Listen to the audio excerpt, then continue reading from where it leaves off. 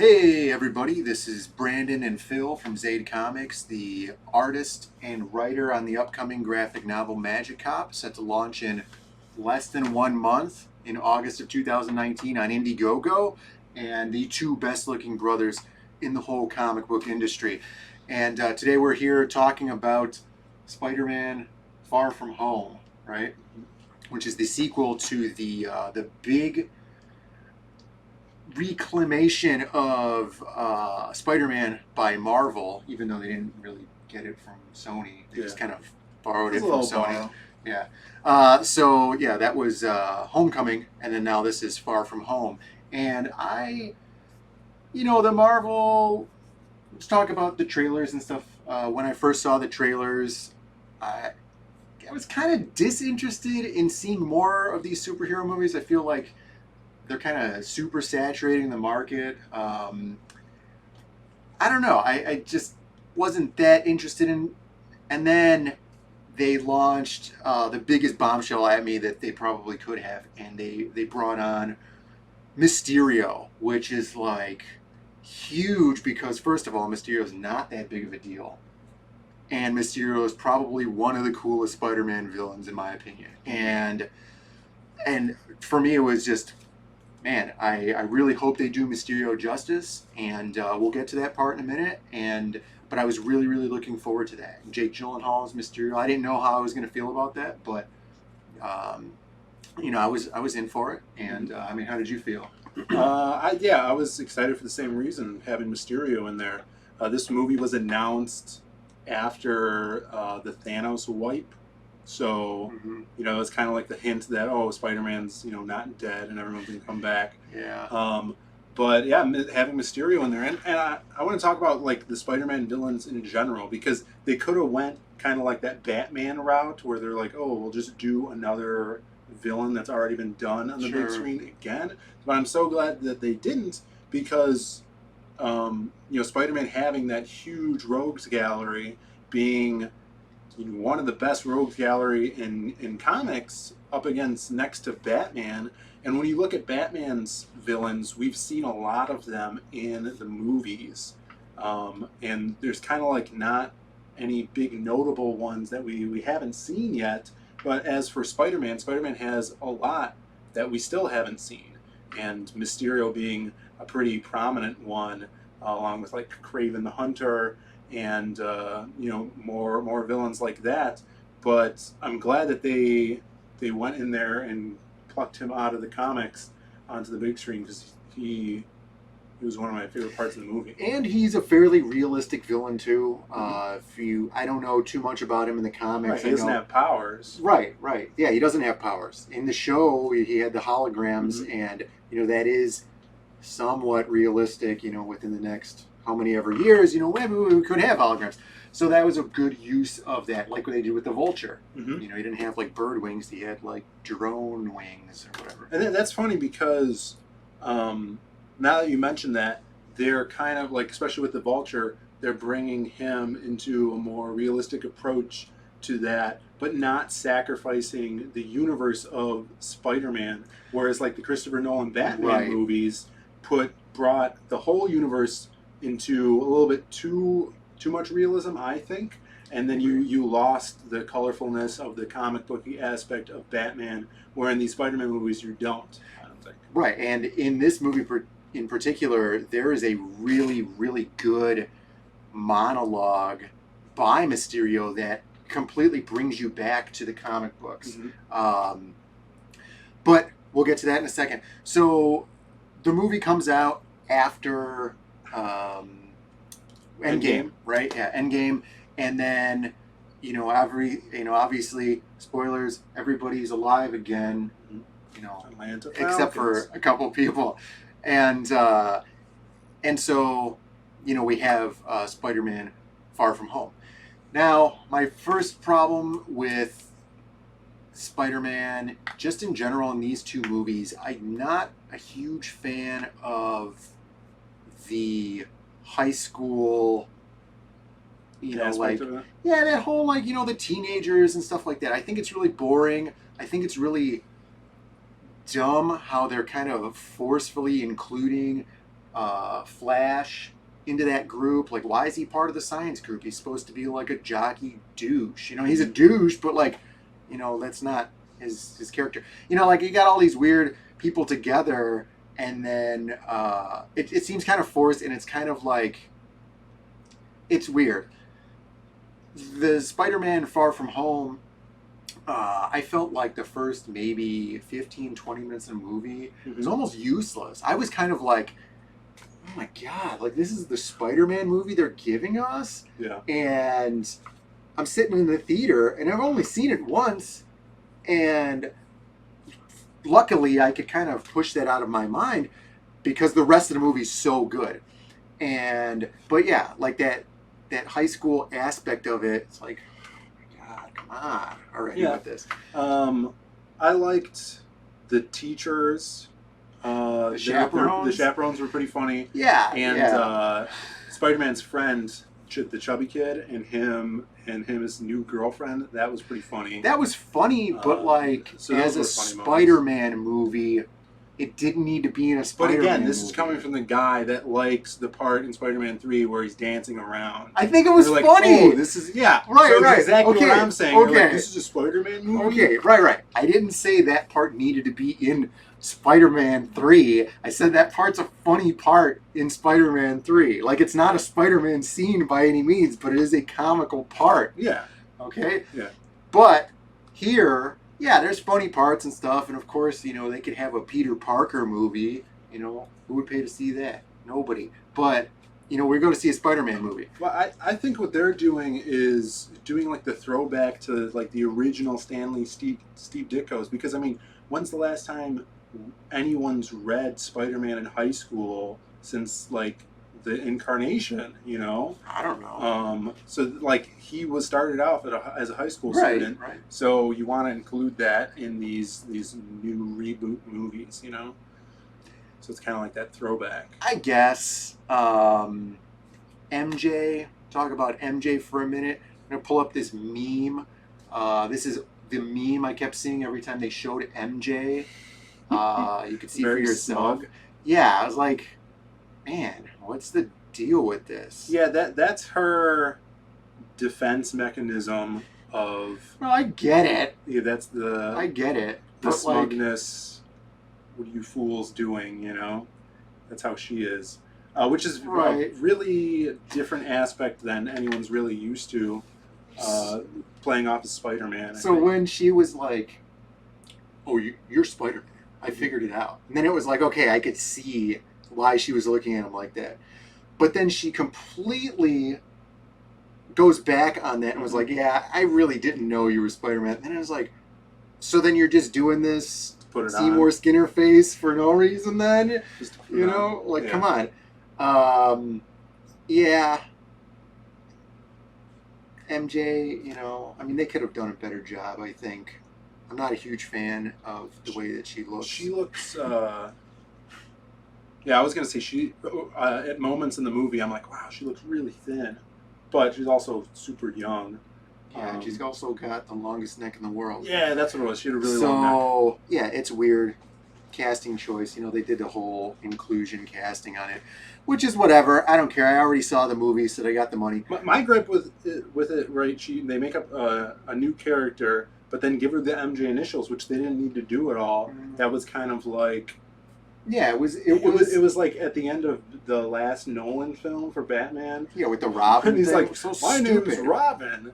Yeah. Like, why don't you just call yourself Robin? Well, guess what? Robin doesn't go around telling everybody his name is Robin.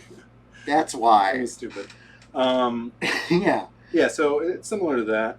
But also another thing I didn't like about this movie is Nick Fury. He seems... Oh my God, yeah, you're right. Like he had a weird personality now. And you could say at the end credits, okay, it's scrolls or whatever, but the way... He still was the same guy when he was getting out of his wheelchair in the end credits. He wasn't in a wheelchair. I know, but he was like... Yeah, he needed a walker. So he was... basically, Samuel Jackson's just playing himself now. Right. And, like, how he does in a lot of his roles, where he's not very that S.H.I.E.L.D. guy anymore. He's just playing Samuel Jackson, which I didn't... All right, Mysterio. He's awesome. Mysterio was The awesome. fact, like that, like when we saw they announced that Jake Gyllenhaal's playing Mysterio, we're like, oh my god, this is awesome. They better give him that fishbowl helmet. They did. Yeah, they did. He looked so sick, using all of his magic abilities and stuff like that, flying around, having this little backstory behind him, and then getting to that maniacal speech where everything, turns for the worse in the movie. Right. At the beginning of the movie, when they first show him, he's got the bubble on, and that was really cool. And then he takes it off right away. I was like, oh no, they're gonna just have his face the whole time, but they didn't. They used it really, really well. In the action sequences when he needed to have it on, he had Mysterio. The costume design was really, really good. They did a really good job making sure that he looked like Mysterio from the comics, because that's super important to everybody. They didn't do the Nolan thing where they just redesigned everybody for no reason. And then just his whole personality was really good. His backstory was really good.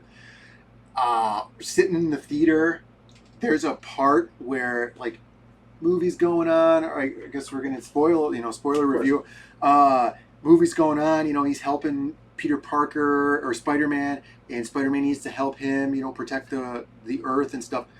And then there's this whole dynamic change, and my girlfriend's sitting there, and she's like, we're watching the movie, and I'm leaning back because I know Mysterio, obviously, he's a bad guy. And I'm thinking, man, did they make him a good guy? There's no way they made this guy a good guy. So it's going. And then he does the bad guy thing, and my girlfriend turns and looks at me just like, what? And I just leaned back in my chair even more, and I was like, yes. It was so good. It was awesome. Yeah, and that whole speech, it's pure madness. This speech maniacal speech. Seemed a little bit like, for the audience at home that doesn't know what's going on, here's what happened behind the scenes. But it was okay, because it really, really worked really, really well. It's probably one of the best villain speeches I've seen in a movie in a long time. He was crazy.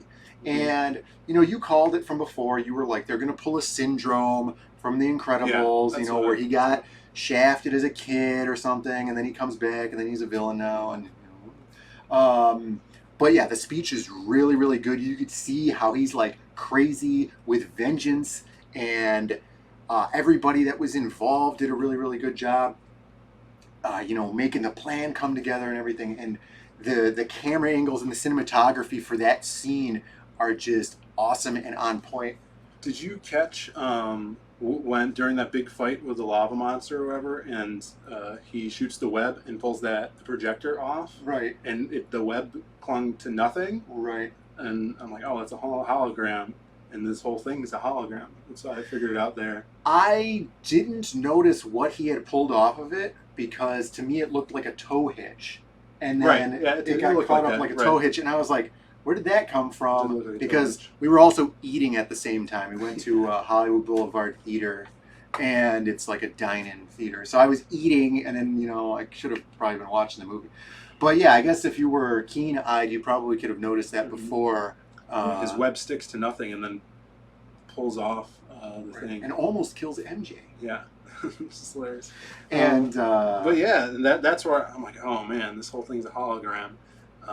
And yeah, the way he used the holograms were really cool, especially when he goes in later fighting Spider-Man. And like you were saying, it's like the perfect Scarecrow sequence if it was a Batman movie. So good. With his fears. Yeah, the glass falling from the sky. Yeah. That was really cool. They do this really amazing. If you've played Batman Arkham Asylum or something, where Scarecrow takes over Batman's brain, and there's floating platforms, and you gotta deal with all this weird stuff coming at you. They do an amazing scene in this movie that's very much Scarecrow from the Batman. And it makes me want them to do a good Scarecrow in Batman, because of how whoever directed that scene did such a good job. And it works really, really well, because I suppose this is the perfect character to do it with. Because it's holograms, it's hard to tell where things are, in holograms, and to know what's real and everything. And Peter really gets mind bent Dude, with all the holograms. when he gets hit by that train. Yeah, it was crazy. That was awesome. So good. And then the like, it was so good. the realistic Mysterio, because obviously he doesn't have superpowers, and obviously he was a villain the whole time. So there's some sort of like underlying we've scammed you thing. Mysterio, like his costume's not even real most of the time. It's a hologram, and that was awesome.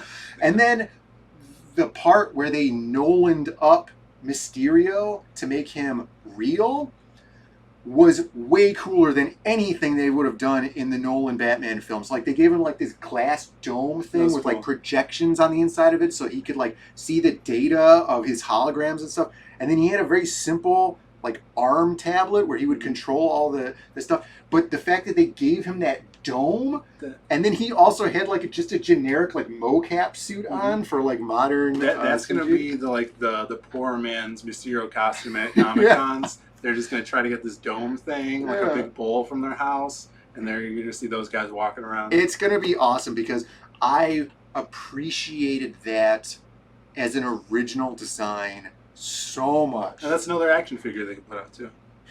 Mysterio, and then I guess back dome guy. So yeah, that was cool. Then the fault I had with Mysterio, his holograms, were that basically you're just fighting drones, and I think drones are the stupidest villain you could possibly have. I think drones are cool and they serve their purpose and stuff. I think as a villain, movies overuse them now. Like we're in the new Hobbs and Shaw movie, like drones. In the other Fast and Furious movie, they have drones. Like in all kinds of even some superhero movies and stuff now, it's drones. Like Venom, they had those stupid drones. Yeah. I hate them. I'm tired of them.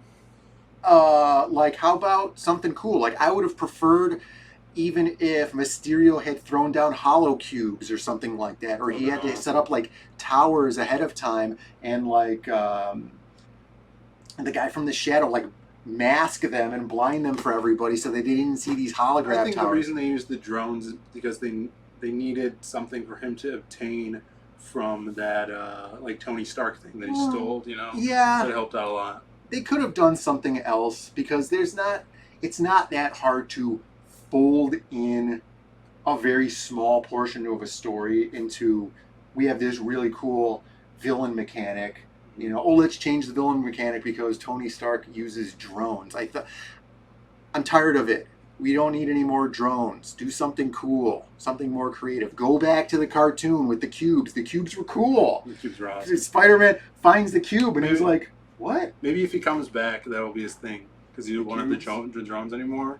Well, he won't have the drones. Yeah. He won't have the drones. Yeah, so he seemingly dies, but I hope he doesn't die because Sinister Six. Yeah, if they do a Sinister Six or something, he could come back, and then they don't show it in the trailers, and then he comes back. Yeah, awesome. And they could do like the scroll thing where he's someone else. That'd be cool. Be cool. Night Monkey. J. Jonah Jameson's at the end. J. Jonah Jameson was funny. He needs the hair. I don't like the bald JJ. And he's what's his owning name?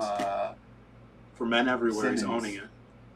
Yeah. J.K. Simmons. J.K. Simmons, yeah, he's back, which was really cool. Mm-hmm. Very short, but very sweet. So that confirms, Tobey Maguire is still in this universe. Yeah, they should do a multiverse. That was Spider-Verse what's his thing. name was saying. That would be awesome. That'd be awesome. Andrew Garfield, Tobey Maguire, Tom Holland, and then Nicolas Cage will bring him in from into the Spider-Verse to do the noir. That'd be awesome. They put the Spider-Man noir in here with the Night Monkey suit, which was awesome because what's his name? I forget what that kid's name is. The heavy kid, and he's like, "Oh, that's not Spider-Man. That's Night Monkey." And then the news just picks up on it somehow. And then, awesome. Night Monkey, knock the monkey. So good. Yeah, the movie's fun. If you guys haven't seen it, definitely go check it out. It's a really fun movie. And if you have, leave a comment below. Let us know what you think of the movie. And yeah, hit that like button and subscribe. Push that notification so you know when we are putting up new videos. And yeah, we'll see you next time with another video. Check out Magic Hot.